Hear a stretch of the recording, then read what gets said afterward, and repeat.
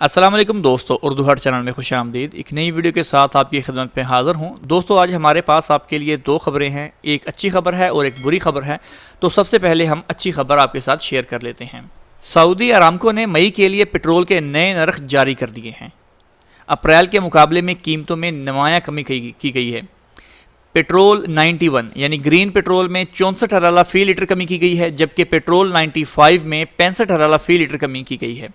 इस हिसाब से पेट्रोल की नई कीमतें 91 ग्रीन पेट्रोल की कीमत 67 हलाला फ़ी लीटर है और लाल पेट्रोल 95 जो है उसकी नई कीमत 82 हलाला फ़ी लीटर मुकर्रर कर दिए गए हैं।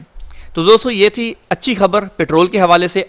तो अभी एक बुरी खबर है टैक्स के हवाले से। जैसा कि आपको पता है कि सऊदी गवर्नमेंट ने 5% हर चीज़ पे टैक्स लागू किया था। तो अभी इन्होंने नुकसान इसको पूरा करने के लिए, जो इनका कोरोना की वजह से इनका जो नुकसान हो, जो इनका लॉस हुआ, उसको पूरा करने के लिए इन्होंने अभी 5% से 15% इन्होंने टैक्स अभी लगा देना है, जो कि जून से शुरू होगा। सऊदी वज़ीर ख़ज़ाना मोहम्मद जिदान कहते हैं कि कोरोना वायरस के इक़्तिसादी असरात से निपटने के लिए इक़दामात का ऐलान किया गया है।